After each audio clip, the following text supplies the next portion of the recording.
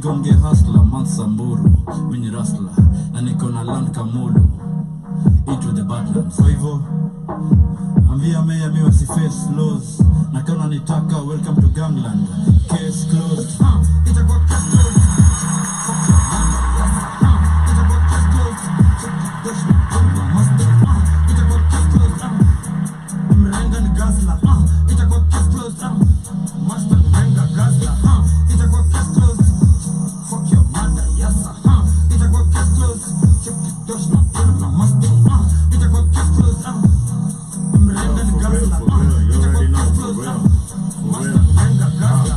Unanitisha za macho nuko na mdomo tuelewani. We msichana wachana na skazo kila takupea ni kei na bangi. Rende wrong bado mina shanga hizo zenu ndio gani. Squagi fiti na fashion lakini nikidunga bei ghali. East mbele na tepa steam ikizidi unatema ketepa. Kwa tiplo na washa wakiteta moshi kwa keja kiseti kiateka. Chunguza kicheka nikisikia fiti wanadai zimeshika. Hey Alexa nicheze ngoma moja mpe ya Isa. Nilienda against odds nikishika pencil inakuwa case closed. Buda wacha keja mimi ninataka esto. Simu ni mteja nikiingiza gariko. Unataka pesa na unanitumia please call me. Miss Bongi you wanna snitch on me. Unitumie dema nikipishori. Lakini niko rada siezi chishwa G. Itakuwa case closed. Fuck your mother yasa. Itakuwa case closed. Check the dosh na pull up na Mustang. Itakuwa case closed. Mrenga ni gazla. Itakuwa case closed. Mustang mrenga gazla. Itakuwa case closed. Fuck your mother yasa. Itakuwa case closed. Check the dosh na pull up na Mustang. Itakuwa case closed. Mrenga ni gazla. Itakuwa case closed. Mustang mrenga gazla. Itakuwa case closed. Fuck your mother yasa. Itakuwa case closed. Check the dosh na pull up na Mustang. Itakuwa case closed. Mrenga ni gazla. Itakuwa case closed. Mustang mrenga gazla. Itakuwa case closed. Fuck your mother yasa. Itakuwa case closed. Check the dosh na pull up na Mustang. Itakuwa case closed. Mrenga ni gazla. Itakuwa case closed. Mustang mrenga gazla. Kwa hiyo tunauza na nini? That's it. That's it. Jopi. That's it. Unanipataje off guard hiyo? But guard off. Tunaulizana nini? Eko tunauza na what? That's it. Yeah, that's it. Yes bana, yes bana. Wagwan? Wagwan? Wagwan? Wagwan. Yes bana. Wagwan ni unasema nati na gwanso. Oh. Wagwan? Nati na Come on. Yes bana, yes bana, yes bana. You're nothing where? nati na gwanso. Nati na gwan. Nati na gwanso me say. Yes bana, yes bana. Welcome. Welcome to yet another episode. Hii weekend. And you watch the Mali movie. Wakakuchocha. Everything everything amazing movie. I'll see you. Yes bana, yes. But I like the first one better. Really? Yeah. I feel like it was more accurately depicted. Yeah, says every Jamaican. We're all Jamaicans. Hey. No, I'm not. Feel me? Shout out to George guy. Yeah. Says we're all Jamaicans. I don't identify as a Jamaican. What do you identify as? African. African. Yeah. I thought Alkebulan. We have an enemy in the house. Thought you said For Lloyd Banks. denying we are all Jamaicans. No, Jamaicans are we. And we are Jamaicans. No. You gotta finish. No. You gotta finish it off. Look. Yeah. It's butter rock. Oh, I mean nasemaje ukiwa seko kusikiza rhythm. No. Yeah. Sasa unaongelesha nani? Hey, sorry. Hey, you Which forgot. they used to. No. The Rock. Yeah, tulikuwa tunasikiza Fort Minor, Sikia. 3 Doors Down, Wame kina nani? Linkin yeah. Park, Rock Evanescence, yeah, Blue October, yeah. Black Door. That it no. No. Black Sabbath though. Ah man. Yeah. That's what's up. Yeah. Explains a AC/DC, lot. Explains a lot. Yeah, Hoobastank. Yeah, amazing. Yeah. That's why I used to like Capitol a lot. The Fuse. The Fuse was really dope. It was at 10 till 2. And then XFM was also really dope at the Shout out to time. XFM. Yeah. Did you end up picking up a guitar on the way? No, but I had a mohawk. Ah man. Like with the spikes. Nah, no way. Yeah. Hold on. No. Yo, is there pictorial evidence somewhere? Eh, To keep deep On down. Facebook? Shout out to my mom. Yeah? Yeah, She has something somewhere. She has And them locked actually- in a vault Yeah, and with the spiky whatever's with the Can you spike imagine bands. that Yeah, with a mohawk? no, not a choker, but yeah, yeah. It was a man choke. Umedai No. mohawk. yeah, it was like Oh, flames my. red. Big Oktoberfest. Okay. Yeah, amazing time. But then for people who don't know, Kenya has a very vibrant rock scene. Is it still there though? Yes, it is. It's just more Kilimani based. Yeah, if you get what I mean. Yeah. It's because even back then when we Because I used know to be, back then, Kina parking lot grass. yeah, They're outside. Yeah. yeah, I'm just curious if they're still doing. yeah. There's this dude. I forget his name. Yeah. Really skinny, tall dude. Him and his band are doing some great things. Yeah. Alright, well, allow us to get back to reality. Okay. You know, because Okay. I feel like we've lost our queens. You know, let's But get them back. Bearings, Let's get them. trajectories. Let's gone. get them back. You Yeah. feel me? Yeah, man. How you guys been, Maza? I'm good, personally. Mhm. Can't complain. Yeah. Grateful to be alive. Mhm. What? Kicking. Corrido. Yeah. That's what's up, man. Shmoney. I'm good. Yeah. Yeah. That's what's up. You know you're giving Wakorino vibes, right? It's okay, man. I No, knew, like it is. I knew from the moment natoka kwa nyumba. No, like inanikumbusha back in the day when you remember when Wakorino used to do some amazing gospel music. You know what I mean? And then there was the Ndio hiyo ngoma tunafunga nayo show. courtesy of Job. Yeah, Maza Unaona? inakaa. Unaona Shmani what I was telling you earlier? What were you saying? What? Like boyfriend wako anakaa kuitwa Hezekia Ndongo? Oh God damn! No, but it's giving Musalia. Ati tali yako ito Musalia. Check out this one having your basi. Wala siongee. Nah, but you look good, Joby. You look good. Thank you. Yeah. Lakini ushaijua Wakorino utaiona Mkorino akiwa na mimba. Kari, wanani tunaonanga ule mwenye anafaa kwa mimba kwa internet. Ati Ile Mgano. makeup artist. Kari. ushaimuona nje. Internet si nje. Inje bado unamuona. Mimi sijaona Mkorino ako na mimba. Wasema si Mkurino mtu. Nikaona Mkorino alitoa manudes. Huyo si mtrue. Mkorino Lakini- mtrue hata yeye mwenyewe ajiangaliangi uchi. Nasema, Kari. Hizo nudes zilikuwa alikuwa bado na the thing. Ba, Haoni mtu. cheki Haoni hapana. mtu. Cheki. Yeah, haoni mtu. Cheki, Mkorino mtrue hata ajiangaliangi uchi. But technically hakuwa uchi. Because she still had the hair drop. Yeah, she was like 90% unclothed. You feel me? Her hair was decent. Of importance. Of importance ni nywele. Take Shmani ako na receipt. Ready Is this to one? go. Yeah. Ah, man. Boom, click. No, it's not this one. It's the other super light-skinned one. Yeah. But Yeah, you know what I'm saying? moving on very swiftly. Very swiftly.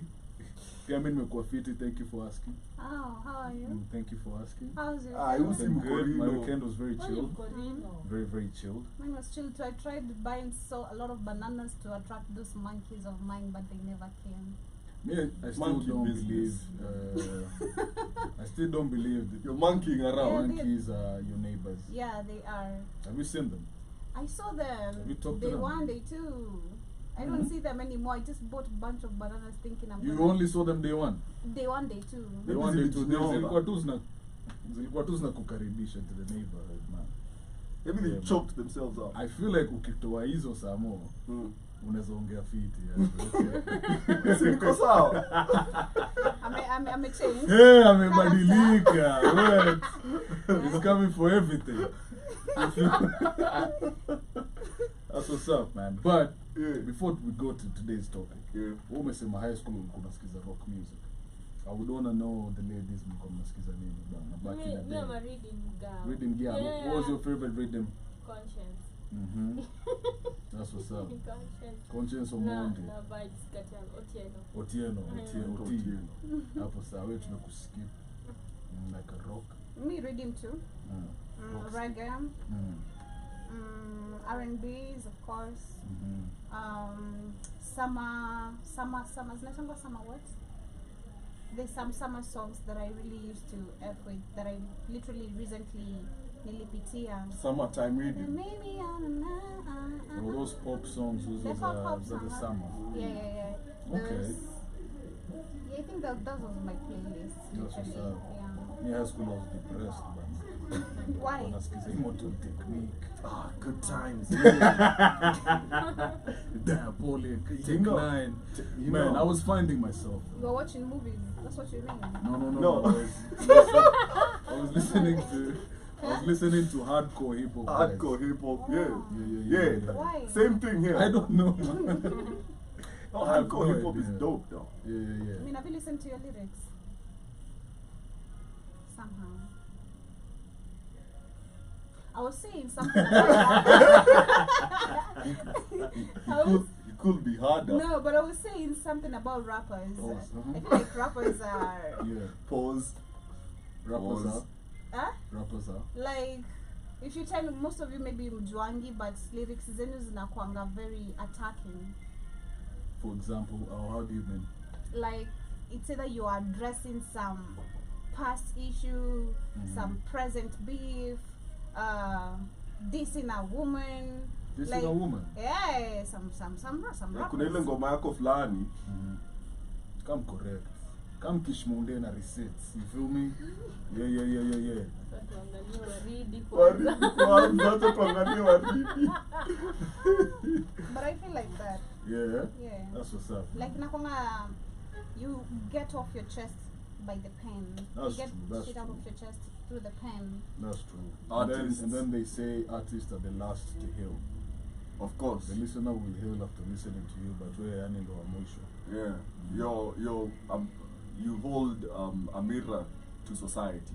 Yep. And Look to at yourself, as well. yeah, and yourself. Yeah. But the moment you talk about it, even through writing, you already told somebody, so it's a process. That's step one. Yeah. You feel me? Shout out to Waridi and other ladies in the scene. But today's topic is a bit on the same sentimental tip. You feel me? Sexual abuse within Just the the family. Sexual abuse within the family. And it's such a very touchy subject, I feel. Affecting the girl child especially. True. Yeah. Oh, my come. Yeah.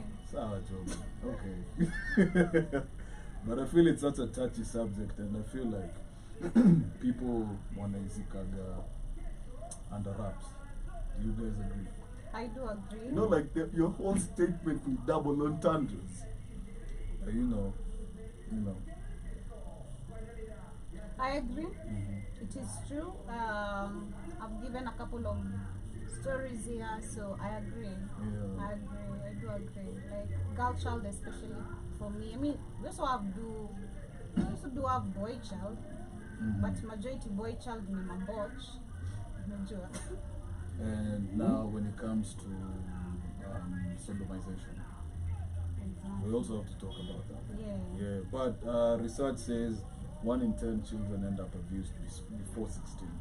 Oh man, and in the same breath, Yeah. what's his name? Furthermore, you saw the video. No. So there was a video that was doing rounds that furthermore apparently was assaulting somebody. You didn't see it. Define assaulting. He was beating up some dude, Uh-huh. and the story was that this person is a known predator in the area, and he'd been inappropriate with his daughter. With whose daughter? For the most. Yeah. Ah, okay. So- Even though he has a We're talking daughter. about the Gengeton artist. Yes. Okay. There was a The video. viral video. Yeah. That was furthermore. What? I've not seen it. You've not seen it. It was doing rounds. When was that? Like a week, Friday. Friday, Yeah. some time back. Was And it furthermore really? Like, how's somebody, those? see, that was what was written there. Okay. Yeah, it was in Kayole. Oh, I saw, but I didn't see furthermore. Anyway. So- But the whole gist of it was this girl was beating up someone who abused Yeah. Abused a 10-year-old girl or 4, yeah, less, actually. actually 4 or something, on. and he's actually a known predator. Has been doing it to kids around the area, and it's true.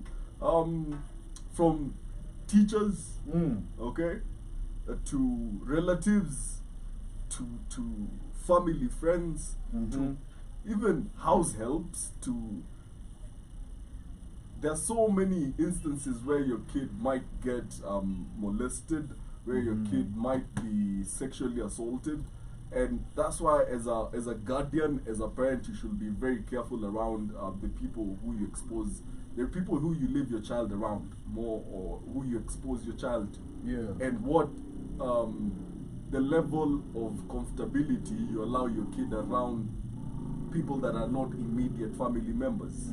You know, Yeah, like mbona mtoto wako ashinde kwa lap ya mtu, you know, I know.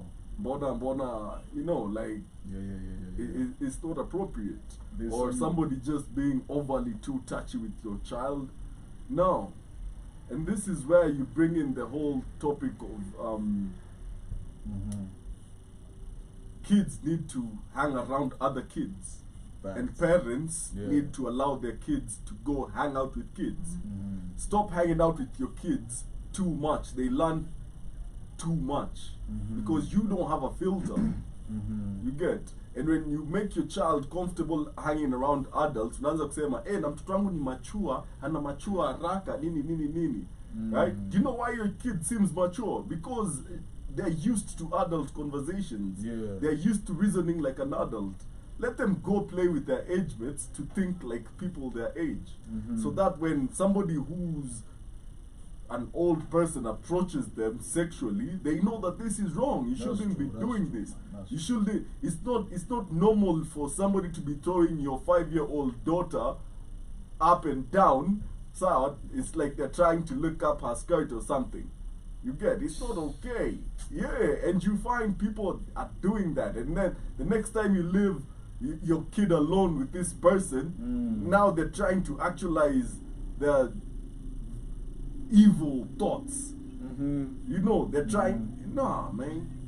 Nah. Kwanza kuambia kutaka kwa lap ni wabaya sana. Yeah, man, that is. Sijui uncle, sijui nani. Look, uncle, this is the only type of uncle I relate with. Blood. Okay, everybody else see uncle, anaitwa jina yake. But even Look at blood the blood, does. bro. No, listen. With that, Yeah. I can deal with you perpendicularly if I find you. But you see, the minute tumezoesha mtoto wako kuita kila beshte yako uncle, they lose the boundary of family and friends. Now to them, to kila time salimia uncle, salimia. you know, Yeah. it's just a whole thing. Huyu ni uncle Dani, na huyu ni beshte ya babako anaitwa hivi, si uncle yako. Usiende ati wewe unaenda kwa uncle kufanya nini? And then this whole scenario of and it comes in especially with parents who are both working, right? Kids will come home from school, parents are not yet home.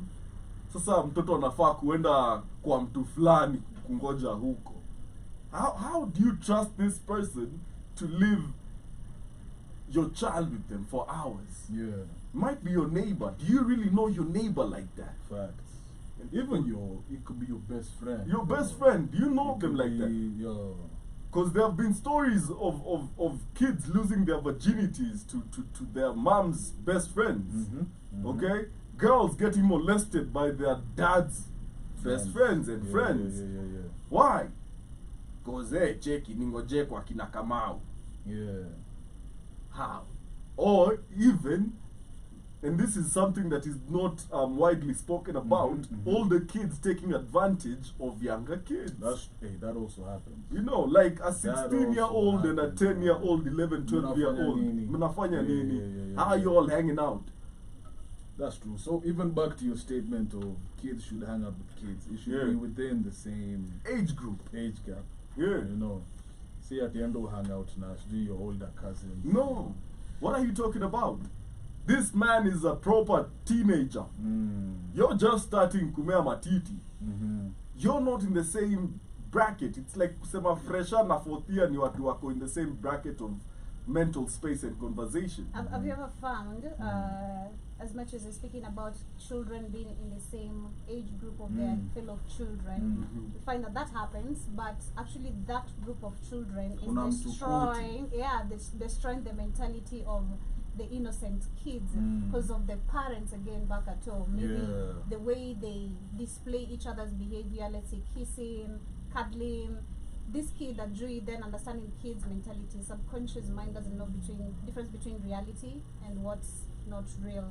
Like mtu hata pick, Yeah. go apply on this beste kake kadema ko like mommy Chama ma, does this. chama No, ma. yeah. Yo, and Yeah. I've actually seen that. So a friend of Yeah. mine, Me, I found kids watoto wadogo like on a corner somewhere wanaromboseana kurombosa. a friend Boy in of academy. Yeah, a, fr- very little. a friend of mine went through something almost similar to that. So in their neighborhood, apparently there was in one household. So no wale watoto wa pension, if you know what I'm saying, right? So this kid is sijui class 1 ama class 2 na bado analala sijui kwa bedroom ya wazazi wake, right? So he witnesses a lot of things, Of course. and he's a boy. So he tried to practice with his age group, right?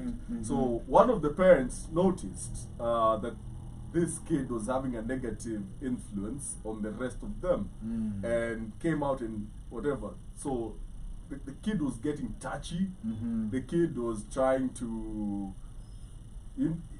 be inappropriate, Yeah. because and as Joby said, he's picking it up from the parents, because anaonanga baba yake akifanyia hivi mama yake, anaonanga. Now, how do you blame this kid when they try to do such things? True. You can't really, because he's basically being a kid, Yeah. reenacting what he sees, what he hears, True. what he lives Yeah, around. yeah. You get. So at the end of the day, it's all up to the parents. And then what my friend and the neighborhood did is they basically just cut that one kid out of the hangout sessions. So that kid was no longer allowed to the go. parents talked to. Yeah, but they were defensive. No. You get. Yeah. They were defensive. What to a pension, bro? Of course. You get. And that's how the kid didn't get to, he never gets invited to birthday parties, weekends, awachezangi na yeye, nini. And that's all because the parents didn't create a boundary between them and the child. Now the child is facing ostracization. He's being ostracized by his age mates, and even ndio utapata anashanga kwa nini. Yeah. He himself doesn't understand why he's being ostracized. Yeah. On a lighter note, that term usually sounds like una roast ostrich. Ostrich. But we have Jiba Jabba in the Ostracized. building. Shout out to Jiba Jabba. He's saying, tell your child no one should touch them down there. Yup. Don't sit on anyone's lap. Tell me if so. Many kids won't tell because the crappy parents will blame them. That happens a lot. That's true. Watch your child. If they play outside, you'll be there to watch. Which is Yeah. sad because as when we were kids, Nobody bro, we was would there. go banadi mtaa zingine unarudi home because Number 6. it wasn't nowadays, man. You know, and it's crazy. And like I said, for boys, we know they get abused by older women or girls, but also by men. Yeah. What I didn't know is girls also get abused by other girls and women. Yeah. And there's a story here that says I was dragged into the foster care system when I was 6. And I was abused until I ran away at 15. I was physically and sexually abused, including being raped with a beer bottle. Never by men or boys, it all came from girls and foster mothers. Bro. Wait. Sexually Raped with a abused. beer bottle. Yeah. Before she was 15. And it was all by girls and now foster moms. Okay, I'm not surprised. Being You're not? honest, yeah, because Yeah. I've had a case. I think that was in 2022 What? or 2023. I'm not sure. 2022, I think 2021. Mhm. It's not last year. Mm. We had a case of a mom.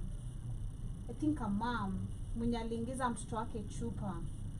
I don't know the reason. I can't remember the reason, but I'm not surprised. I'm not surprised because the moment I saw that, I was like, what else is outside there that we don't know? True, cause And then foster mothers, I mean, what do you expect? yeah, and this You know, it's crazy. I remember there's a time, and I think there's something also we should debate on a side. I remember there's an article one time I was reading about foster mothers, the notion created about them, and the reality, version of it. Yeah. But if you try look at the article I was reading, it was trying to defend foster mothers, some of them being good. Of course, we do have some of them being Of course, good, they're good but ones. it's not 100% good. Trust me. They'll never give 100% the way they can give their children. It's always some biasness going on there, and it will take a minute or two for them to destroy you, you know. So it is, I think that's a debate we should also have on its own about foster mothers, because I believe there's a good notion and a bad notion. And I But feel like even stepmoms Super. and stepdads can fall under yeah, the same bracket. Yeah. But do you know 85% of all sexual abuse cases go unreported? of course, 85%. of course. So all these statistics that we have ni zenye watu wamecome forward. So that is Which means we're only 15%. dealing with 15%. Yeah. That is nuts. Because I was discussing this, I think, last week, where I said women especially, we are very much attacked because of our dressing codes. You know, tapata, someone will judge me because of having, even me walking out like this, not Yeah. to want any judge, Yeah. like why she dressed like that, or she's sexually displaying her body and all that. A woman She's can't asking for literally it. just, a woman can just Yeah. walk confidently on a miniskirt. I don't know why. If it is an African mentality where men assume that No, it's not. she did it because she wants, she wants it, or she knew what she was getting herself Yeah. into. Because if you look at most of the rape cases, and I remember I shared this video of a certain priest, a white priest. He also said the same thing. He said if he was the judge, and a man raped a woman outside, and the lady was dressed inappropriately, he'll tell the man, do it again, because why are you dressed like that? So it shows how much the society has literally embraced, But and that's why so Job- many cases are so unreported, because for that real, stigma. I'll be bullied mpaka ni feel like, it's really beating Your me fault. down, and I start Yeah. beating myself down as well, like, it's really my fault I dress up like this. If I was First of all, that decent, is nuts. if I was decent, none of this would have happened. A rapist You is know? a rapist. How can it be African Joby when in traditional I Africa questioned, tulikuwa is it? tunavaa matawi mbele nyuma? It's I just mean- that we are sexualized right now. Kitu ya kwanza, above the waist hiyo ni chakula ya mtoto. Mm. I don't know why you're so obsessed na chakula ya mtoto. Okay. Number two, whatever she say that do it again. Yeah, go say that when it is your daughter. Go say that, and something that But you know, You're nowadays, dealing with na- 15%. Nowadays, we can't even use that example of your daughter because niggas really abuse their own daughters. listen. Like, First of yo. all, this is the alarming bit. Mhm. You're dealing with 15%, Yeah. and second, I mean, look at Have South you- Africa, bro. have you ever been involved in whatever shape or form with a girl that has ever been through? Bro, 90% of girls in my life have gone through Now. some form of abuse. Now, have you ever gotten the ones that became unhinged because of those experiences? Yep. They don't see the whole physical expression of love True, it's as, not there. It was taken as away. a thing. Yeah, it was okay? taken away. Like cheki, Ni Tunanyanduana one ama- time, alafu, oe, you know, imeisha. and they're really into these degradation fetishes, right? Yo, Yo, I saw a study that was rounding up And if- porn stars. And we lost one over the weekend. We You. of the Why community. forward that message to you? Ah, Say Kaonyesha you. kosi kujua huyo. I know. Nilimtumanie. we lost one over the weekend. She OD'd in her Yeah, apartment. you see, because he was saying majority, like close to 100% of all porn stars, Yeah. especially the women, Yeah, they've gone through child abuse. of course. And I'd go as far as to say 100%. Because rape does, it's two things. One, either it zimas the sexuality in you, like you're just dormant, you don't want to be touched, you don't Yeah. want to, or it You does become asexual. or it hypers your sexuality. Yeah. So now you just Gang bang, running whatever. through There's everything. this chick I was following on TikTok, and she was going viral last year, and it was through a vlogger, a mainstream vlogger on his YouTube, and he was actually interviewing this girl, Mm-hmm. and this girl was on a live talking about how she actually sells her body, and she doesn't care, and she was telling us how she makes money because she lives from uptown. So people are wondering, what do you do? What are you doing? And she said, me, I sell my body on camera, I do this. Sometimes I go She's for physical. Kenyan. Yeah, she's Kenyan. And she was asked, why do you do that? And she's like, I've been raped before a couple of times by my uncle, who is my brother's brother, real brother. And anytime she could try to say that, nobody could believe the person. So the uncle was like, nobody's gonna believe that hata useme. So hakuna mtu atakubali. exactly. So that is Yeah. one thing. And then another one I also watched, or rather I also had, this one was on radio. So one person is confessing, like how radios be calling and then and Someone then calls reading in. a confession. Yeah. And what is happening is the lady's being asked, like, what's up? What's with you and your father? And she's like, I love my father. And she's been like having intercourse with the father for a very long time. Biological dad. And I also watched another I don't know if this is reality, but it's crazy because this woman was with her father in this reality show, and then the guy's like, and they're black. They were staying the black. So the guy is asking, what's up with like you and your father? And she's like, me love my father. And then in the reality, the mother walks in. So the mother is shocked, like, what is happening? Why am I brought here? And she goes asks the daughter without knowing. And then the daughter is like, I want my father to marry me, and I want my father. So there are people who actually say, people who sleep with their dads and they're comfortable. Their dads sleep with them. I've even seen this. Even Isaac, which was what is this that the Pluto is always doing? Loyalty. However much it's scripted. There was one, it was not the Pluto, but I saw it here in Kenya. And this woman, the guy is going through a phone, and anaangalia message, mostly babake ndiye anamtumiaga do. They talk with their father every night. Baba udem. So the guy has a girlfriend, right? But so they go. So they start checking. Nobody's cheating. But the guy knows that the girl, since they're in campus, the girl goes like akisema mimi naenda kuona babangu. The guy cannot say no. Yeah, go to your parents. Kumbe this girl actually sleeps with the father, and that's why the father keeps sending her a lot of money.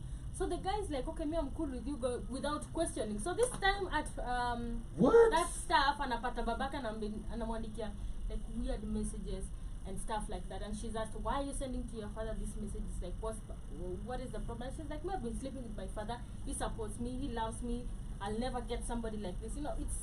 It gets really. And she had a boyfriend, right? And she had a boyfriend. That's the boyfriend. Like they're checking their phone. So this is just so my crazy. mind can't grasp. It's so crazy because now we have that, and the reason as to why No wonder I'm saying you can't even use example here. Imagine mtoto wako.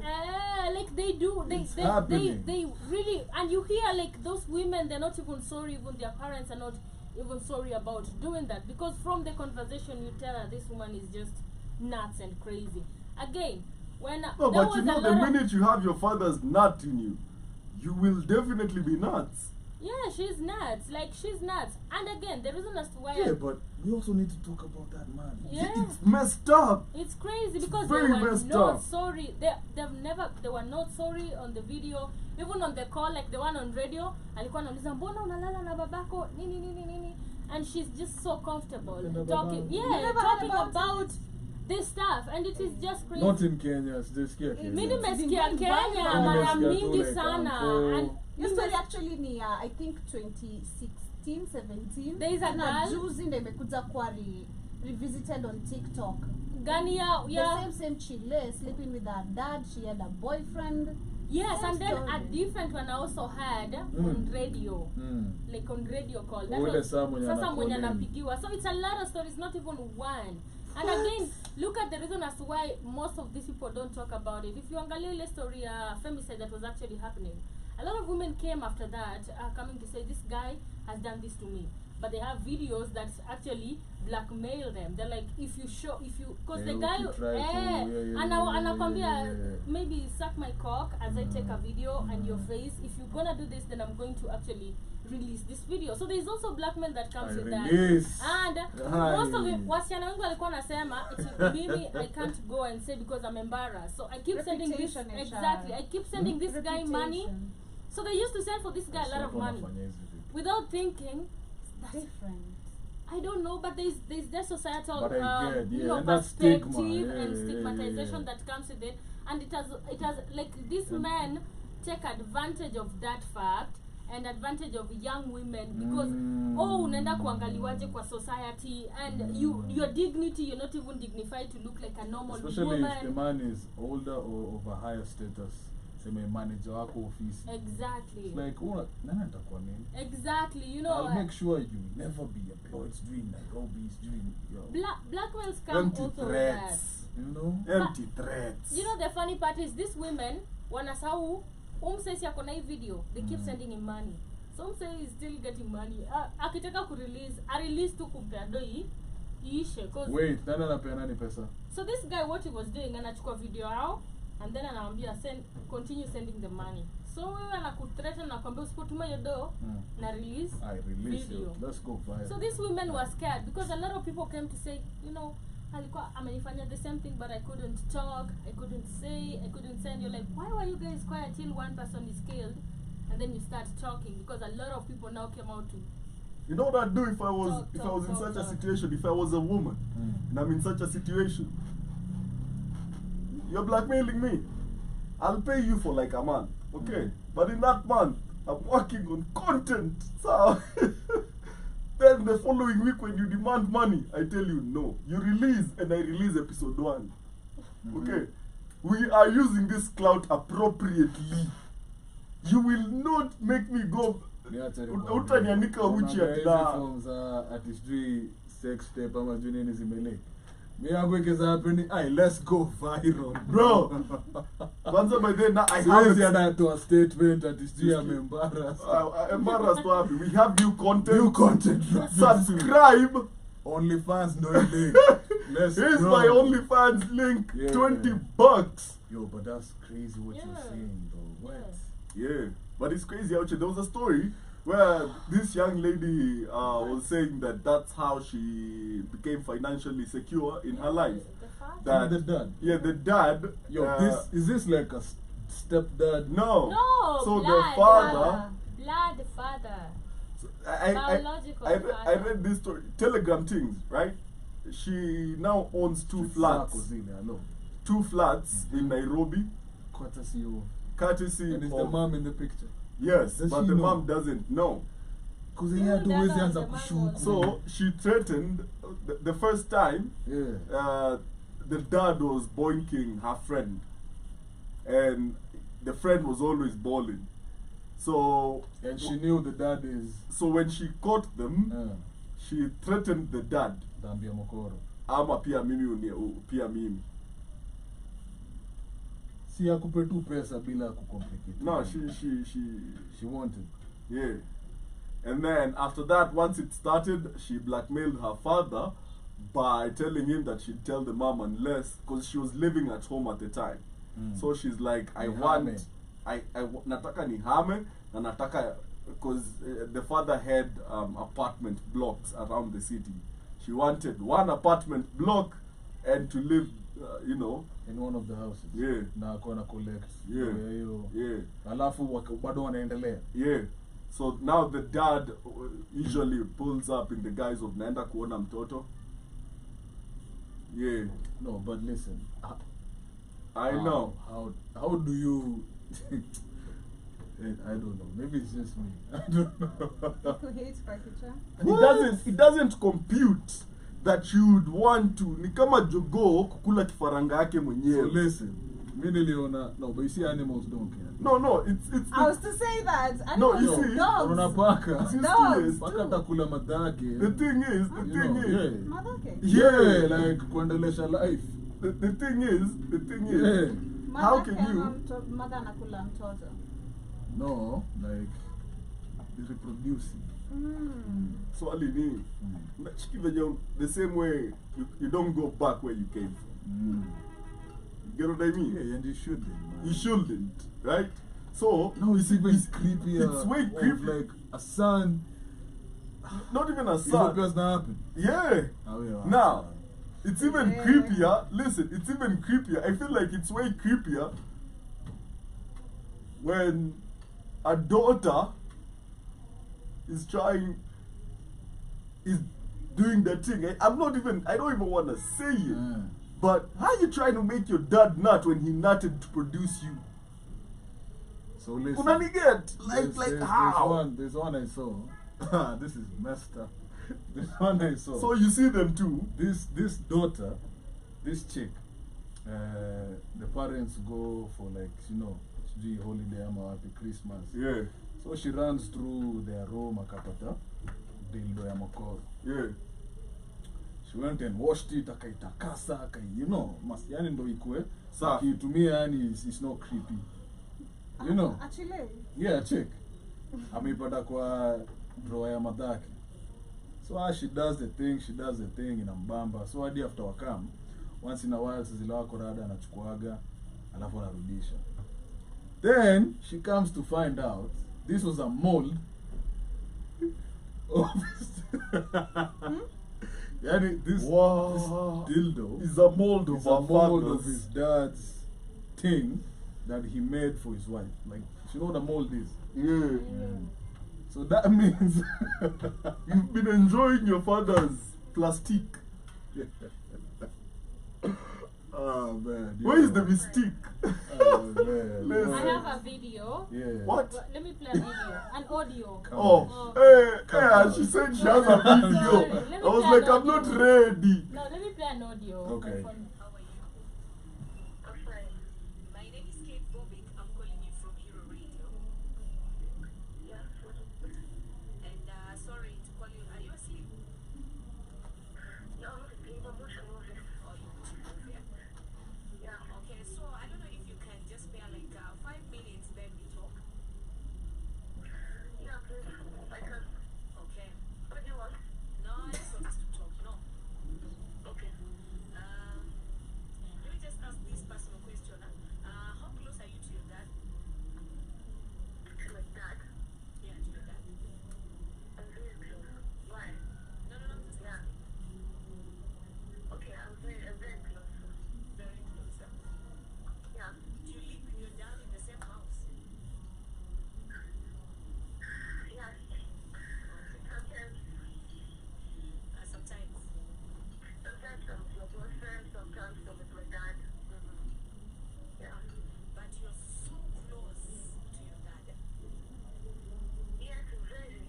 Very, very close. How close? We're close. We know we're close. Why? No. Okay, let's make it. Okay, I got your number from your boyfriend, Anthony. Yeah. And Anthony wanted me to pass a message to you. Yeah. But before I pass that message, I want you to know that Anthony knows that you've been having an affair with your dad. What the hell? No. Is You it can true? tell Have you from been her having an affair breathing, with your she's dad? tense. Have you been sleeping with your dad?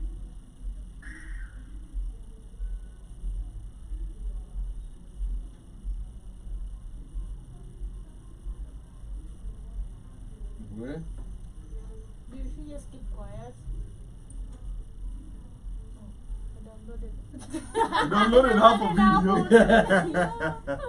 But Yeah, yo, let me get it right. the breathing changed immediately. Like, yo, what?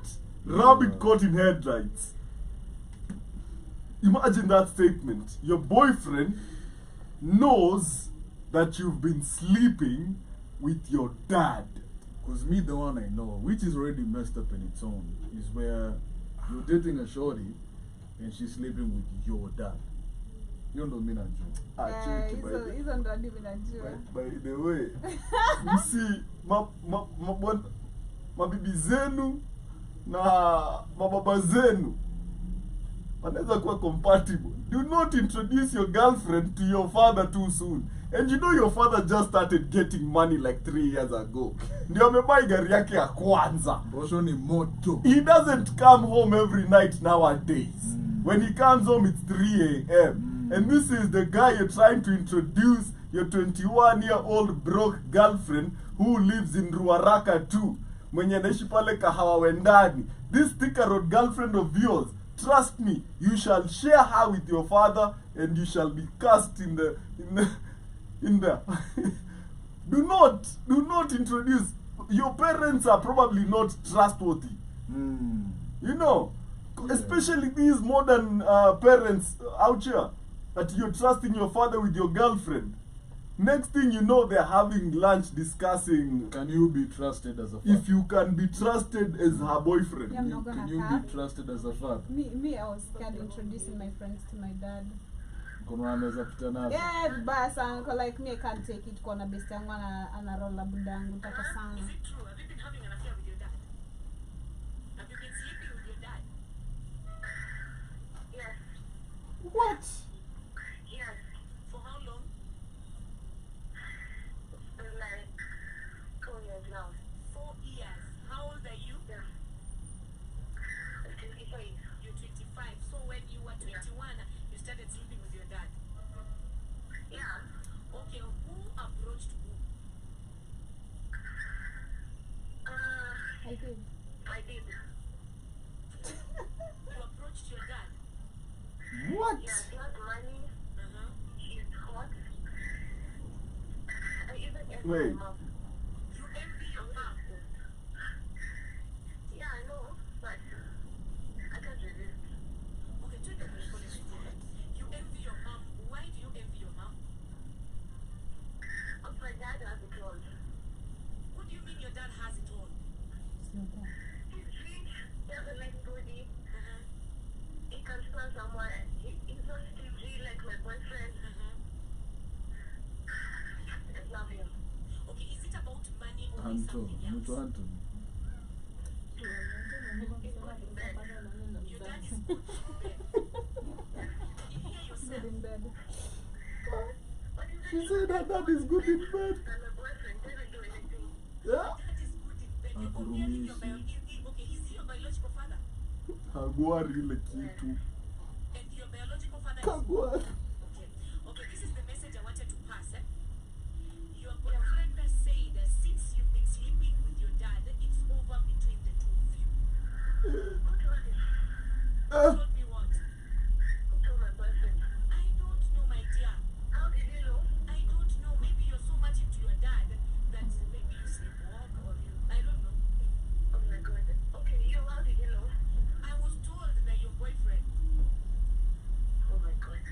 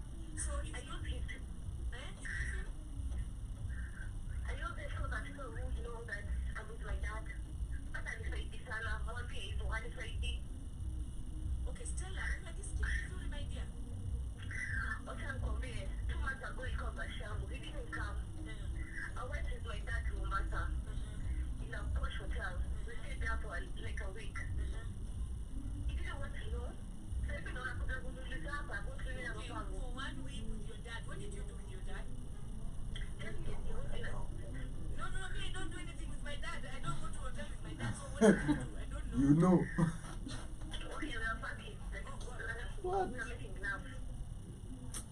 Oh, that's enough, man. Hey, yo.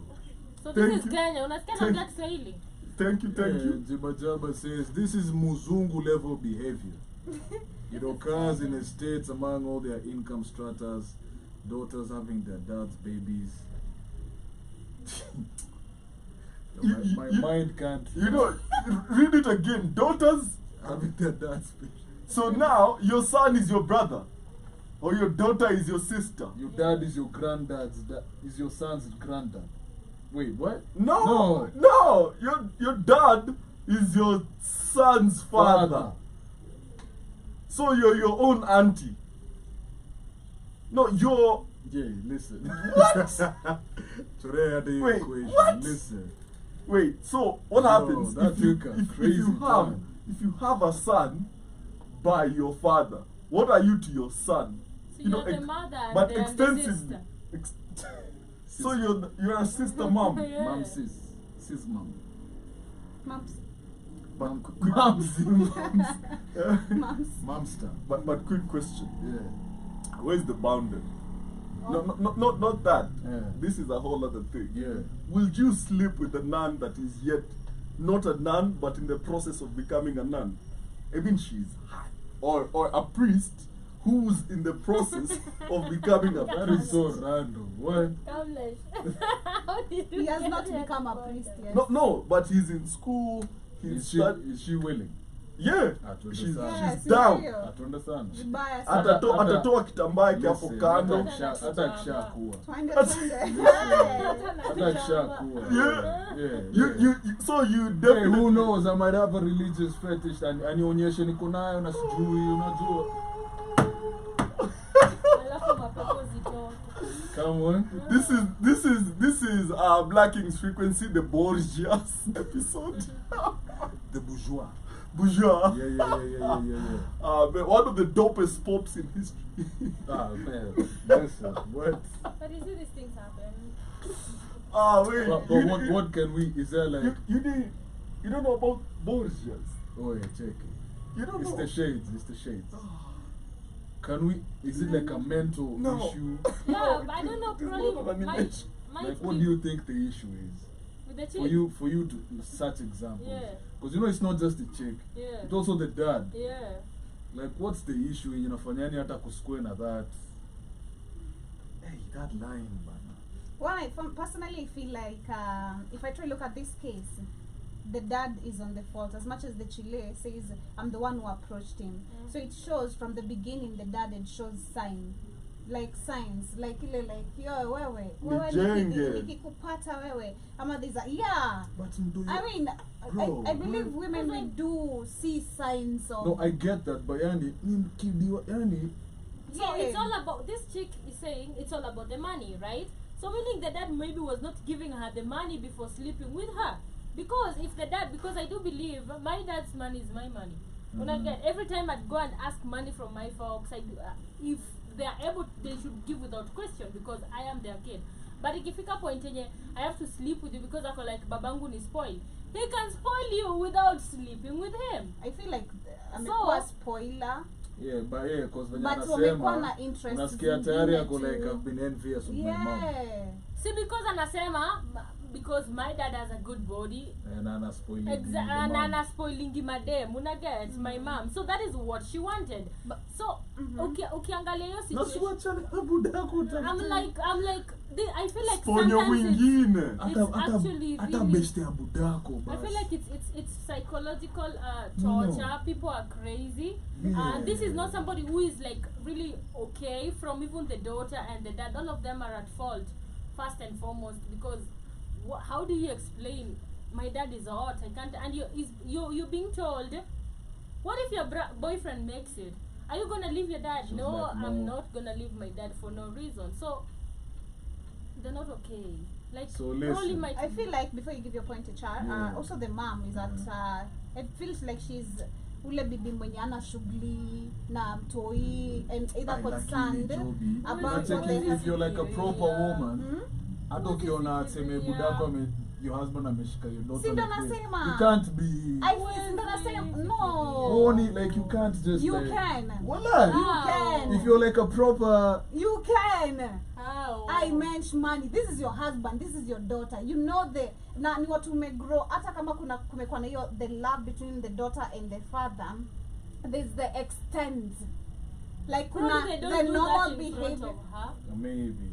Because babaka anaweza kakushika. I had a problem when we were in high school. This mom would come and they would kiss the daughter in the mouth. Hey. And they would say it's like Tunafanyaga eti ni culture. You've ever seen they peck in the mouth instead of people pecking the mom and the daughter. They would like I don't know if you've ever seen they peck in the mouth. Have you ever seen that? Okay, personally, No. being honest, my mom used to peck me, but until I got to 12, like she stopped. I have seen even in high school Yeah, like they not used to like come that, and like peck ile and I would like, tu- why are you kissing your mom in It's the on the mouth? cheek ama It's what in their like. culture. It happens. Culture wapi I huko? don't know but I think See, ni watu Bob wa in Australia, coastal. bro. Ai, peleka. Probably ni watu wa coastal because Yeah. walikuwa nasema ni culture, wao wanasalimiana na mdomo. Me, I think, like to what Joby is saying, Imagine. Kuna you hiyo. line watu wasipite. Me personally feel if you're a guy and you even have a daughter, akifika age fulani hata ufai kunamuosha. Me, I think. What do you mean kumuosha? Yeah, like sijui ameanza kuongea sijui. Look, You hata know. akiwa mtoto, what do you mean kumuosha? Unaosha kamla. No, Shule listen, hamsini. listen, listen, Si listen. tulioshwa. If it's you alone and mtoto ako hapo maybe soil themselves needs No, washing. but unajua cheki, Sure. my G, let's say mama has gone. Kama ni toddler. and, Yeah, sure, sure. Yeah, if But it's a there- toddler. If there's an option not to even wash your toddler who's a daughter as a man, please Man. don't. Because You get like this is your child. Okay? And I'm not it's saying sad. there will be any at your whatever, but there is how you there is the boundaries you create between you and it's not at your in a negative way, but there is the same boundary your wife or maybe mama will have with your son. Your son, yeah. You get? Yeah. My nephew, yeah? My nephew, hadi akioshwa na mbocho, whatever, haezi kubali aoshwe in the nether regions. And if I No, he's like, that is my wewe nafuata property. afundishwe kujiosha. Sisikie, he's like, that is my property. Yeah. Like, don't touch my property. Like, he knows how to say that. He'll even tell the mom that when the mom is washing him. You know? And that is something I feel that should be taught to kids. Yo, but sasa unajua kuna swali niliuliza mkani. Kwanza na wewe. Can you be a trusted father? Yeah. No, this is in regards to your son brings over his girlfriend to introduce Yeah. her to you. Yeah. But then, relax. She checks all the boxes of things that give you that tingly-lingly feeling. Yeah. Let me tell you something. Can you be trusted? Of course. This is your son's girlfriend. Uh-huh. Bro, do you know how many? And this is something. This is how I've been surviving in this world nowadays. Yeah. So you can't have them all. That's something you should tell yourself. You shouldn't have them. Okay, first of all, you can't have every girl you see out here.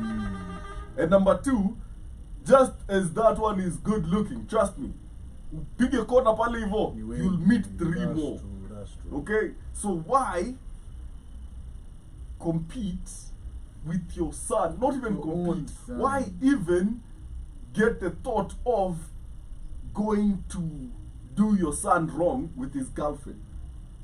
How many girls are out there that will be like, let me get on my knees real quick?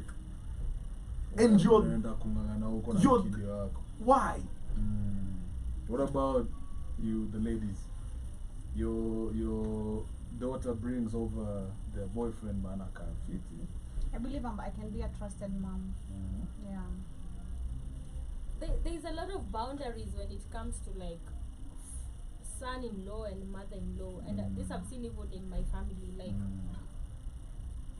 they don't even face each other. Like at a meetings, I've seen even my mom, if she wants to see my sister's kids, aendi kwao wanawaleta, True. or if she's in the same town, erimlete huko KFC or bring where she is, but she's like, no, I'm not going to that house. If the mostly it's like most of the time it's supposed to It's be like boundaries. avoid boundaries in all type of way. History, I'm calling my mother-in-law, let's talk to my mom, anything happens, like, what are you saying with your mother-in-law? That's my mom, for crying out loud. I don't even call my Why mom you as even much talking, times. Bana? Why are you even talking to my mom? You know, it's supposed to be you only see her when there's like crucial family meeting. But Historia, oh, I'm in the same town, I want to say hi to your mom. No way. Please don't say hi to my mom. Naonaga this, especially now millennials, people now in like their 30s Yeah. who are married, unapata your husband anakama nalala kwenu. Ah, Like nah. mnaenda family What? gathering, How? mnaenda family gathering kwa your wife, mnalala how? How? Si ndio ile siku Is- kamle sikutuambia hapa mnapitana hivi jo kuna boxer Aje. mmeamka, Ajay. good morning. Look, why am I showering in the same bathroom as my mother-in-law? Same soap. Why am I using the same soap as her? Na nikipatana na mafudhi kwa sabuni, najua aje ni ya nani. You know this is why It's true though. this is why you should normalize shower gels in your house. Wanakumbuka fudhi wakioga. Eh, Alinyoa. Wanakumbuka fudhi wakioga. This is why watu mtu ananyoa na sabuni yako. Choa. Listen. Yo, This is why you should normalize shower gels in your houses. Okay? shower gel Number one. pia chupa Bado itakuwa tu. na oe. At least shower gel Afungue, doesn't. afungue hiyo topi lazima hii kitu kwani mpadolo juu kufungua kwanza ikuwe the new one. Listen, Yeah, Unlock it. man. this is what I usually do. Yeah. Kwangu, shower gel inakuanga bedroom. Sawa. Sabuni ya kila mtu iko hu. Iko huko. Eh. Wewe Wewe masaa yako unabeba. nabeba mambo shower yako. gel yangu. Yeah. Naenda na But kila mtu why kwa are you nyumba. when you die in the same house? Na skiza. Hata hiyo si Hata ati kufika kwenye hiyo mnaoga, that is already crossing boundaries. hiyo hata si ati na in-laws ama nini. Kila Hiyo ni assist. hapo tu kwa nyumba kila mtu ako na vitu za Yeah. Sawa. Hey, people Sabuni. are weird, bana. sabuni ni ya kuosha mikono. Sawa. Lakini pia kuna hand wash, but yo look, hautaki we imagine tu unaosha uso unasikia kinywele fulani hapa hivi. Sasa unatoa hivi. Unashangaa hiyo ni nini? Yo, Na ni but kieusi. People are weird though. We need Na ni boundaries. kirefu. Ni acha niwape story. When I was back in my youthful days playing the key. Young Warthog. You know, kijana msafi, Eh, kijana wa nidhamu, Wow. always in official. hana nywele. Hana nywele, anafanyaga Yeah. kinanda. Hajanyoa huku sides. So listen. Aingiangi kwa elevator. Check. Mbona unachocha? Check. Mbona unadanganya? So there was this boy who was part of those stories are youth na nini. The mom was You're supposed to be in the same like zifanane. The man dragged it hadi mwisho. Like, I saw you did that last time. Ndio, so you did that. lakini ulimwambia like inaonyesha tulikuwa tunampenda. Bwana nani alikuwa he was the know how. Alicheki weka cheki drag hadi hapo hivyo hapo. He's like, what the hell is this? You know this man was like God Yes, get off. niko na thought process. Let's go. So, this lady, not the mom to this guy, was wale wako, you know, pastor, madiko nini, hapo mbele unaonaga wanaletega Lucozade, you know, hizo maformalities za kanisa. So every time I would finish playing the keys, zile service kuisha watu wakisalimiana, she would come straight to me. And then, me now I'm used to all the women, like my mom na nini, hao wengine wote it's. Na nilikuwa nastuka tu ameni. Kumbatia, she was shorter than me, and she was strong. So I mean, niko hapa bro, yani kitifutifu, you feel me? And I used to find that so weird. Yeah. And then In the church. Yeah, years later, the kid now started, you know, doing drugs and whatnot. Years later, we came to find out that the kid wanted to sleep with the mom. And I wasn't surprised, because I was like, that lady is just weird, man. For the son to just be, you know, and people were saying hizo madre anatumia na nini, but still, I blame both of them, you know, which is nuts. No, but every guy has that older woman in his teens. But not your mother. No. Like what he's saying. Like Yeah, I like you experienced the same experience too. Yeah. There's always that one older lady that is very Always trying. bosom friendly. You feel me? Most men that I have a conversation with, every time I ask, how did you break your virginity? Was an older woman. Older woman. Was either ilikuwa mbochi mkubwa, Mhm. like somebody who is like in their 30s, and the boy is like 12. It happens. No, it's crazy how that happens. And how is it normal? How is it not weird? And I asked, mbona ukusema?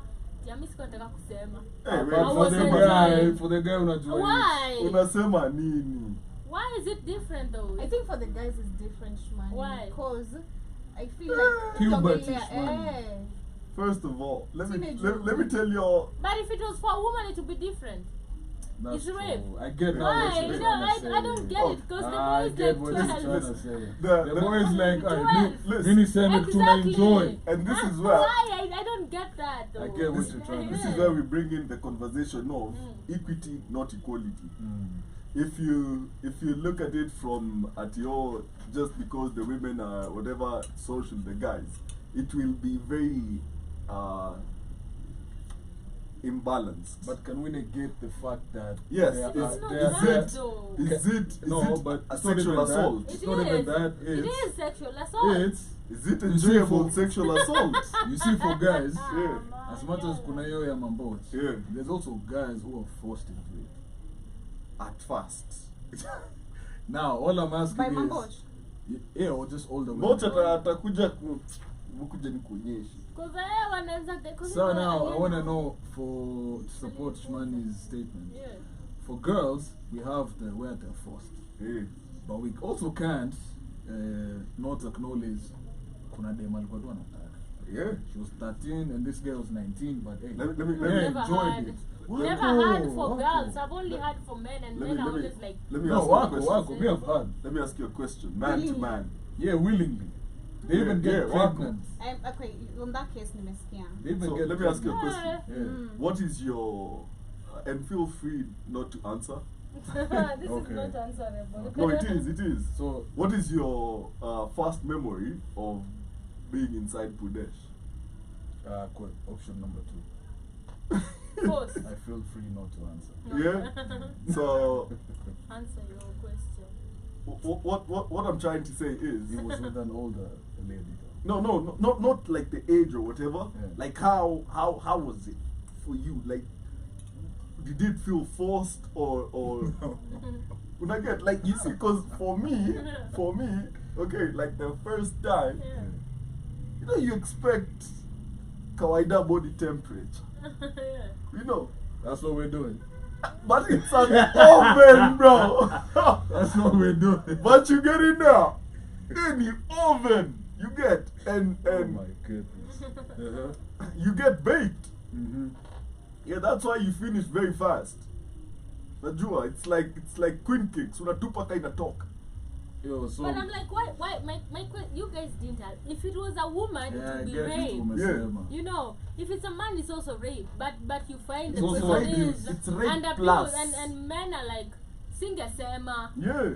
Mi nilikuwa Wanafurahi. nataka. I mean, Yeah. for it was crazy for them. I'm like, okay. Do you feel like if it would be the same if a girl was asked mbona hukusema, instead of saying amgeniamini ama nini aseme nilikuwa nataka?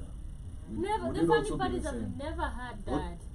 Never ever had. Assuming you meet a 14-year-old. All the time, all the cases I've had is, you know, I was raped. I So, didn't want. Either assuming- shamba boy, uncle yake. Never had mwenye alisema nilipeana tu nilikuwa nataka. Unless sasa wakishakuwa wakubwa or they've already known. But the one that I've actually gone through that, mostly I hear is like, So, man. so assuming, and I'm about to tell you a story of the Malikuban. Okay. So assuming, unacheka nini? Wa corrido ta. Listen. So the story. Who Dave? She was in high school Yeah. and nearly katianga mode. Kuna hizo pia sana. right? Yeah. And Mode akaingia box. So venye Mode aliingia box, Akaingia box. Mode apparently alimwambianga, check kuja nikakupatia chenye unataka, and she followed. Na Akaingia box. this is a first hand story, sawa? Ni alijitoa hiyo kitu, ni alijinua hiyo Was kitu, she a virgin? Or she Yes. had- oh, okay. sawa? Na ni alijichoresha hiyo saba na akashikilia hiyo meza kwa staff room, sawa? Nobody forced her to do nothing, sawa? So in this case, huyu hawezi tokea aseme this man took advantage. That's true. You get? She wanted it. She, But the law is the law. Akipatikana who's going to I jail mean, and get teach, that, We uh, get that. Hatujakata. but Is that the same? Can but we say that was isn't that man being set up to be prosecuted by the law? same as these older women? Yeah. You see, And because you see, Jibajaba hapa pia anasema my first was much older. yeah. It was a blast. It was a blast. Yeah. No, I enjoy. Mbaya. It's all She like, approached oh, and how grabbed. old She approached and grabbed me, and it was game on. You know, You feel me? I gained a lot of experience in high school with campus girls. Shout out to you. You know. Shout out to you. It was a very good time. High school girls will ditch the high school boy for the college guy in the Camaro every time. Every time. Every single time. Hey, me, one And of the we- most annoying things Yeah. was when from 1, from 2, you were trying to raise up a check. When I boy, I'm going to college, I go campus. At the time, we weren't looking at it as abuse. But But it's illegal, bro. Oh, boy, anafanya nini na under 18? Check it, so- Hadi mimi nilikuwa I think I was madem. those children. I was out madem. Madam. check. Never dated at No. school. Unajua by the way, Kwendeni madem- huko. Lakini boy wangu alikuwa kampo. Wala. Una date No, That but was dealing, illegal, man. dealing with high school we girls didn't was also bullshit. No, I'm not saying that. Just the dynamic. No, but dealing with high school girls was bullshit. When you ukishazoea kudeal na watu wa kampo, sawa? Like, Listen. you know, Over the sasa weekend. tunang'ang'ana nini? Over the weekend, Yeah. I learned of a new term. Okay. It's called soaking. If you guys know what soaking is. Only water. I had no idea, bro. So soaking Is it mainly comes to the Mormons. Mhm. Wale wase wa majuu wanavaga black, they wanajekaga peke yao, they, you know. So for them to not sin by having premarital sex, they would soak. So cool. So I'm telling you, listen, telling you. So it's a guy and a girl. Okay. The guy is obviously erect, and the woman is aroused. Yeah. Then there is a third person called the soaker. So the guy anajiposition, yajagusa hata dem. The chick anajiposition, ajagusa boy. The soaker is the one who creates the motion. How? they are not having sex. They're not having sex. Now there's a third person wakuwa Fanyisha the act. So see how wamefanya the act. How Yeah. wamejiposition too. So technically I haven't sinned. So assuming I'm seated right here, let me Yeah. explain it in a, Yeah, in yeah, a better yeah, way. Please yeah. do. Yeah. So assuming I'm seated right here, Yeah. you see right here, in a good position, Okay. Ujagusa mtu. my hands ziko hapo, Yeah. sawa, and she Positions herself. reverse cowgirl, Yeah. right? Yeah. And just She hasn't sat on you. so this soaker Ndo takes anachukua, her, puts her there, and continues Makes giving the her the motion. motions Yeah. of whatever we could be doing. But it is not her, neither me. There is a third party. It's the same thing. No. What you mean, man? No, I am not doing it. She's not doing it. It is the Wewe soaker umekaa that tu is na wewe there. umekaa tu. Huyo mse wa tatu ndo sana wa. You know. I didn't know that such a thing existed. Somebody that is still serious. Shout out to the moments. Shout out to the moment. So is that like a non-participant threesome? hey, non-consensual. It's consensual, but the third party does not participate, Participates with but the hands. participates. With the hands and gravity. So you know? question is, Yeah. What does he do? anakushika na anakuekelea kwa ile kitu na Yeye ndo wewe usongi. Usongi. Wewe uko. Unatumiwa. Yeah, man, shout out to the soakers out there. That's so Man, to the great. moments. Shout out to the moments. For them knows too. But I'd like to live like with moments for like a week. Yo, me what I love about moments. You know how they make butter? Yeah, but you see, me what I love about them Mm. is when you turn 18, Yeah. they give you that 1 year. 1 year, it's called Go do what? Go crazy. Go sleep with a thug. Go have OG. Go have, and then now come back. Yeah. Unaona nini Unaitoa. iko huko? Kuja sasa utulie. Guy, Imagine. uone kila kitu alafu rudi kwa mateso. Yeah, they give you a year. It's Yeah. called I Yeah. forget. I find that very intriguing because kuna wenye jo mimi naona gawezi rudi. Uenda ukienda. Uenda ukienda. That's a fluffer in the States. Thank you, Jiba Chapa. It's not a soaker, it's a fluffer. Si wanda nafanya nini huyo? Hey, that's crazy, man. Yeah. Fluffing. Yeah, do let us know in the comment section, man. Would you be open to fluffing and soaking? You know, No. just as an experiment. Jobe, you seem flabbergasted. Wagwan. How gone? You prefer soccer or you do it alone? you see, personally, if I was a Mormon, I'd Yeah. prefer a soccer. You know why? They might have rhythmic experience. Oh, Joey. Sijui, Joey for naked. you know, they might have, and it's quite them. I don't want a male soccer. Akushiki anashika tu mlinga. No. Mimi nataka a female one ndio anishike. Na unajua mde. Inataka mwanaume ndo abebe mdenge amfanyishe hizo mafomu. Na yeye akiactivate pia. Masoka nasikia wa. Sasa when the soccer need a soccer. Soka kuna experience. Hizo vitu hazimstoi. I mean, check it. Kumbuka. Bro, check it. Adi, when you're a soccer day in your 40s with your 50-year-old wife, I believe the Mormons are messed up like that. And you're there, me and my 16, 19-year-old girlfriend, na niambia hiyo mwili haitakufanya uone. This one is Utakumbuka. tighter. This one, nipples can still poke you. Eh? Hauzitoi sijui wapi, yuko kwa kitovu. Anyways, we digress. Yeah. That was on today's Did You Know? You know? The Mormons. I was to Have be year old sockers. when I realized it's a soccer. Now you know. Na si ball. And Na dem anaweza pata mimba from a soccer. it's not, Am I she allowed to hasn't- finish? She hasn't done it. How are you finishing? You haven't done anything. No, like, since it's not me, it's the soccer finishing. Yeah, Me soka, off. soka ndo baba ya mtoto. You know? So,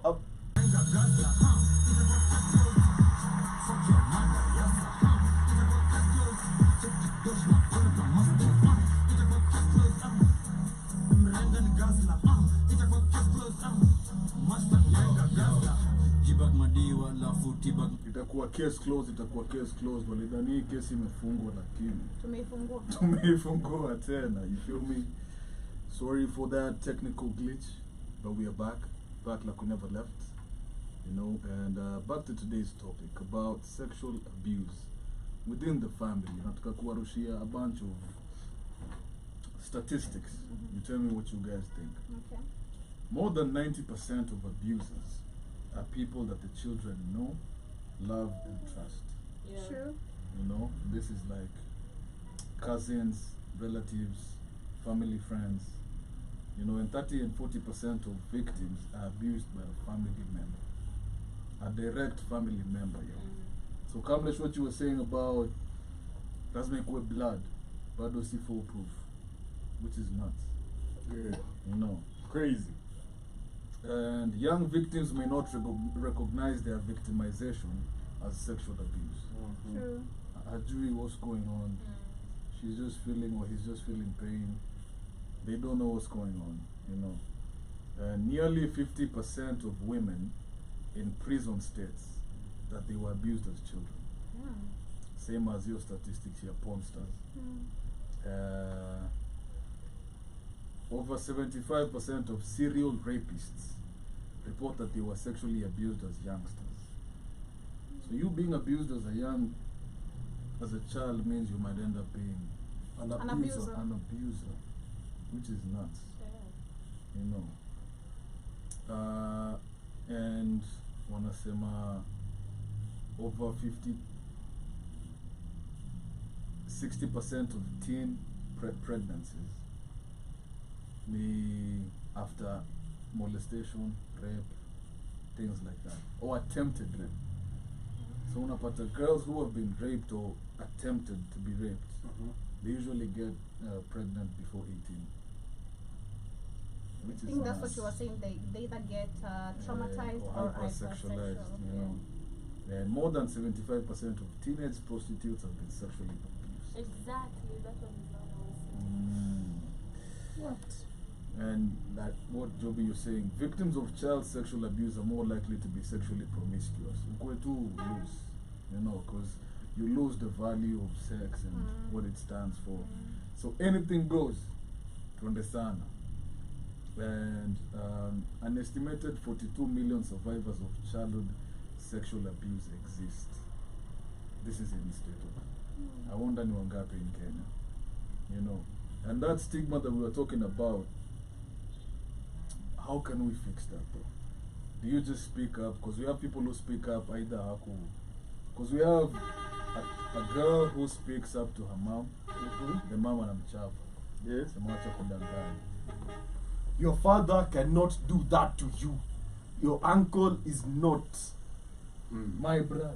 My brother is not that kind of Wewe man. msichana wewe umeanza kumea matiti sasa hivi umeanza kudhani, you know. And I think the most prevalent case of not speaking comes with boys and sodomization.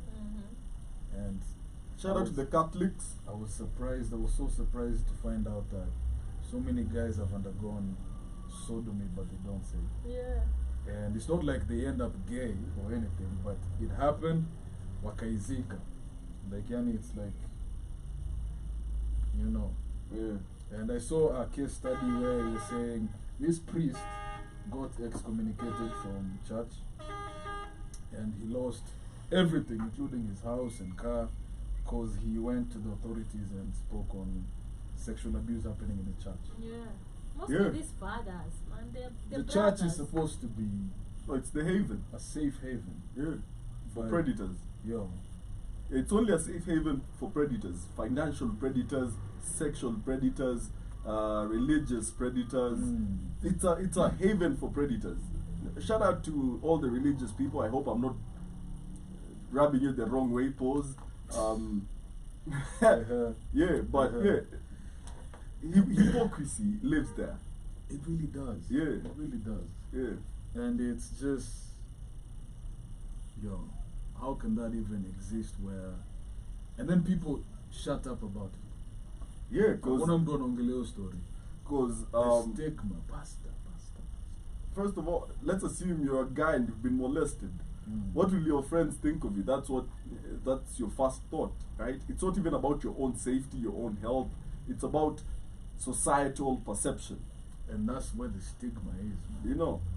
And it should not be that kind of thing. And the fact that this priest went and reported that there is molestation happening, and Of he course. was the one that ended up on the losing end. His own wife was urging him, yo, cheza chini. Yeah. And speaking of sexual abuse, and this is with minors, did you see pedophiles trying to explain their whatever, what they do, and they were justifying it as love knows no age. Yeah. Like you're falling in love with the soul. Yeah. It just happens that the Actually- soul is in a kid's. I don't know if Good. it's the same video. What did you say? I saw it a few like last year. I think it was this year or end of last year on Richard. It was a lady who was saying that pedophiles are allowed, are not and shouldn't die with that feeling of not feeling happy, you know, the happy feeling and, you know, the sexual enjoyment and all that, and that they should be allowed to also, Love. yeah, and, you know, molest children. Yesterday on my debate on the Africa Today show, what to talk about the Jewish Democrats promoting sex dolls to pedophiles. So meaning they're just literally promoting child sex. Kuna mpatia dolina kama mtoto. Yeah. Yo, how sick are you in the head to even look at an innocent kid and just think those thoughts? Dark web. Yeah, because I saw this very famous pedo. It's called Peter something, Peter Drury or something. No, not Drury. What? Who is the Peter? Yo! Who is the football guy? But it's, Wow! it's You think, wait, no. Isa. Wow! Umesikia? Peter Sha Peter, you know. Peter something, it's in the same Yeah, lines. I'm a Peter. Check it. Yeah. Waliruka Yesu, you know. And this guy molested and killed a 4-year-old girl. No, 10 months. It was 10 months. And he went and recorded it and sold it over the dark web. And it was called Daisy's Destruction. Is it the one, the guy that, Not the Jeffrey. Mzungu guy? Not Jeffrey. No, but that one was also Mzungu. Yeah. And yo, like, how can you even be aroused? Like, how does your mind even go to? I was say seeing, 10 I months. was seeing, 10 This months. other one was actually raping kids and sending to friends. I was seeing a Videos, video yeah. of Groups can Title? For groups. Then the group, so you remember the white guy? Was it last week? Jeffrey Epstein. No, the one when alishikwa hapa hivi. Yo. Is it in Oh, the Coastal? Germany. Yeah, the German guy. Mama ni mimi nimesikia so. Yeah, Yeah. 10 months. No, Daisy's Destruction. Destruction. That was the title of the video. That is the title of the video. This is a 10-month-old child. With a grown man. I saw a video. I can't remember where, but I think still on BitChute. Bro, you see a 10-month. Bro, mtoto wa 10 months hata atshani hivo. Hii ni kubwa sana. I think hata. Yeah, I saw a video where how they beat the kids, torture them, make them suck their dicks. See, me, I showed you guys that movie. Awe cheki, by the way, you and your movie and your Italians. Okay, go back to Rome. Yo, hey, now you know that director movie Toka Kaulio. Makes sense. It premiered like this. He was found dead. Makes sense. Movie gani? It's called Atakwambia tu. Takombia of Air. Trust me, you And don't then- want to watch it. And they're It's doing what you're on saying. Netflix. No, it can't be on. It's Can't on. be. You need to That's torrent it. Take Nah, part of you it can after download episode. it, but It's actually a movie, but it's realistic enough where ni vitu zina happen na umse ameka kamera. I have a theory Yeah. on how we can get people aware of the things that happen in society. Mm. In schools, everybody should be taught how to use a Tor browser. For you to see, For you to see what the world is truly like. Are you sure that will work for the positive or negative? Both, either way, it goes both ways. 'Cause you see, we have people who grow up with dormant tendencies that never get exercised because hakuna hiyo. So they even die old without really exercising pedophilia or terrorism or mass murder. But afungue hivi dark web aone, hey, kuna form. Kuna community, bro. I've personally, I'm on a dark web sabbatical. It's my second month. What are you doing in the dark web? Hey, there's a lot of good things in the dark web, bro. But there's also a lot of dark there's things. also a lot of. So let me explain it this way. The dark web is like 75% or even 80% of the internet. Mhm. Whatever you all see is yenye iko na docs. Mm. Sawa, this is the .com. Mm. This has a root. Mhm. So if you don't know how to use a Tor browser, pretty much you'd never really get to see. And this is the internet in its raw form. Mm. Okay, that is what you're seeing. Because you have, once it's doxed, there's rules and regulations that apply. Twitter, what I pull down, nini. But once you go and there's Let me tell you, when I was in high school, I went on a so I told you I was depressed. Yeah. I went on this deep dive of the dark web. You know, I found myself in a bidding for weapons. So let me Yo, nilijipata nimewekelea bid na sijui, bro. let me tell you why I'm on a sabbatical. Ah, man, what? I found myself on a similar place, but for Yeah. humans. Oh yeah, but yangu pia shaipata. Yeah. Well, I did. There was videos. Yeah. And No, and this there one was a was waiting room, like a chat Yeah, room. and Guys you are can just see- waiting. Yeah. humans for sale.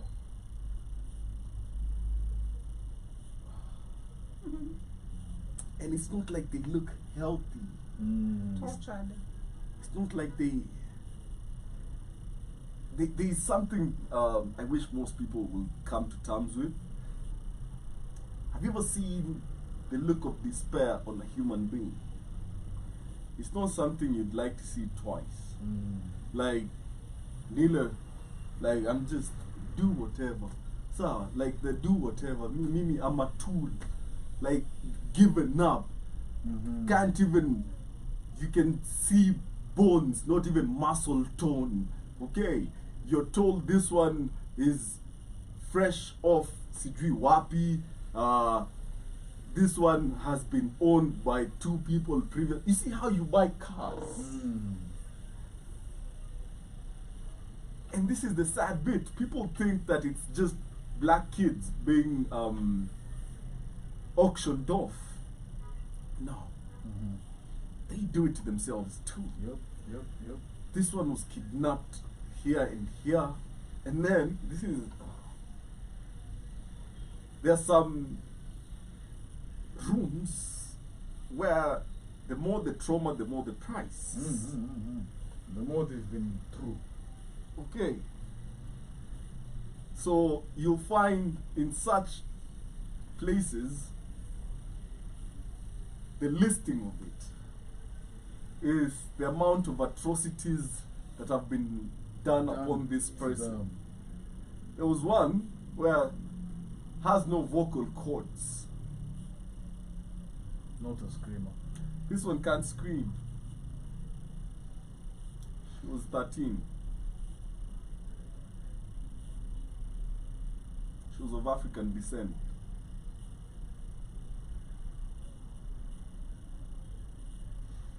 Yo, man. So, like what you're saying about the dark web, I feel like it comes with pros and cons if it was to be added to the curriculum. Because you have kid prodigies who just figure it out. Yeah. First term too. Ashajipata, you know, ananunua vidole tatu. You know, why I advocate for educating. Joby, you can buy somebody's tongue For whatever purpose you might want. so that you can Nah. put it on your accept the wall wrong and person. see that you have a human tongue. This is why I advocate for people being taught these things. There's such things as white hat hackers. Yeah. Okay? Yeah. How do I remove it? Mind at all. And if Unaweza toa. if you can create more white hat hackers, you Mhm. can literally fight the The you web? can fight the black hats that are out here doing this. Because it's not like just if you don't go out there and protect people from all Mwambie these. atoke. Mwambie atoke. It's okay. You the best way to fight black hats Yeah. is by building White an hats. army of white hats. Yeah. Okay? White hat Ako hackers. Salon anafanya kazi akitusikiza. Uh-huh. Yeah. So shout out to you. Piga mboka on a Tuesday. Maze. Man, anakaa ni kama anapiga mboka safi mbaya. I'll see. So the only way you can fight them is with white hats. Yeah. Because if you live in the ignorance era, you create more black hats than white hats. Because I can What of easily the white hats who Listen, end up I- becoming I- grey hats? being a Like, being a grey hat is a grey area. Yeah. So because Yeah. that means Yeah. I still have a moral compass. Sofia amekatika. Tuendelee tu. So being a grey hat means you still have a moral compass. right? Bro, tunataka wengine wa join, please. Yeah, thank you. So, Uh-huh. but if you don't educate people to even make them grey hats, the black hats win. That's true. You know, because we are taught these things and then we are taught ethics. Unajua saa zingine, sometimes we tell people, you're safe because I have morals. Yeah. That is the only reason some people are safe in this world. I have morals. Yeah. There are so many ways I can come at you and destroy your life and never even have to touch you. Mm-hmm. You know, but morals. Inaitangwa nini? It was a ethical hacking class. Mm-hmm. Yeah, man, I hated that class. You know, Yeah. ethical hacking. Hacking with evils. Yes. Yeah. Not just to, cause you know. Anyway. The humiliation part of the ritual. Oh yeah, I saw it, and that's all I said too. Yeah. That's all I say. Man, that man is. He's gone. Hey, I need me a couple $100 million too. Okay, me and Itakuwa by there handing over a Grammy award. Like that. Thank you. No, Like that. no. Yangu itakuwa very differently. Kama ni hiyo same industry and expect even worse than that. I have Boy, morals. don't. To expect. Yeah, Like, yeah, I um, have katonde. Man. Ponde. G-string hapo. Che- You put the G in G string. Kuongeza extra boobs hapo. Hey yo, with the pads. Come on. Guy. Acha tu. That's what's up, man. Self-edit. That's what's up. But we digress as we're winding up on the topic. Here are some of the effects of Humiliation sexual abuse. on a stage. You might end up feeling grief and pain. Once you're humiliated. You know, feeling of loss, like you lost your innocence, you lost your vehicle. You know, You lost your clothes. sadness. Uh-huh. Why did this happen to me? Shock. Like anger, rage, desire for revenge. You know? I'd lived there. Yeah, Yeah. yeah, Najenga nyumba ya mawe hapo. yeah. Mm. Self-blame, like what Joby mentioned, where society's stigma just makes you feel like, ama ni nini? Mimi nilimshow hizo signs. Ama nize nguo fupi nilivaa. You know, betrayal, disgust, stress, and anxiety. So, to anyone out there, be your brother's, sister's keeper. And remember, kids are innocent. Let's just maintain that purity as it is, man. You know? But hey, man, this has been the Black Kings Frequency with HR the Messenger. J-O-B-Y, manze, take care. It's Mhm. crazy. The one and only Kamlesh. Deadly. Dada yako bro. Hata siweza kusema shit. You know, tune in at 8 o'clock. Be careful, man. Like you heard from HRB, your brothers, your sisters, your daughters, man. They don't be like the dad. The audio we just had earlier here. Wow. You know, yo. Deadly. Yeah. Budangu ni mgori kwa kitanda. He's the He's now. good looking. He's the now. She It's said a it big deal. I am jealous of my mother. Those are strong terms, manze. So be careful. People send me that audio. I need to discuss that deeper. Educate your Not like that. children. Educate your children, like Kamlesh said earlier, the difference between relatives and friends, because you know that will actually teach your child how to protect their body from a younger age. Yep. I love the term kama huo mwingine alikuwa sema, this is my property, you know. Like educate your children to be scared anyone touching their private parts anywhere unwanted, and out they should feel comfortable to report it, because like we've discussed, you can see most of the reported cases is because people are scared of being judged, I'm the one at fault and all that. And also to parents, like allow your children to express themselves, because the doubt you instill in children, they go through a lot of this, and this is where the stigma and trauma literally comes from. and Yeah. it stays with you. See you guys at night at the culture show. Yes, sir. Yes, sir. As for me, of course, as we get to wind up, be a responsible and a full-time parent. However much you might have work to do, just be a present parent. That is it. If you're present in your child's life, you'll definitely notice changes in every step of the way. And we the other time we're talking about how parents raised their kids back then and now what we'd like to change about it. Just be that parent, however much strict it can be. Just be available for your kids. Learn to listen, learn to understand and talk. Let you not be the parent that kids are afraid to actually go and tell stuff to. Have a beautiful day ahead, morning, afternoon, evening, from wherever you are. See you tomorrow morning. Ciao. That's what's up, man. Yeah, it's been amazing. The one and only Camlish. Tune in tonight, 8 o'clock. The JOBY, the best DJ y'all can't afford, will be on the decks, killing it till 10 p.m. on the Culture Show with yours truly. Mark Mende. Let's pray. I go back again. Come on. Yeah? Yeah, man. Unasema tunamaliza na wapi? Wewe DJ Sema Rada. tunamalizana? Wewe mwadhani. Wewe mwadhani. Wewe mwadhani. Ilikuwa wewe modelu. Hey, you know, I've always been jealous of how Akorinos can do that. Hey? No. Wewe modelu.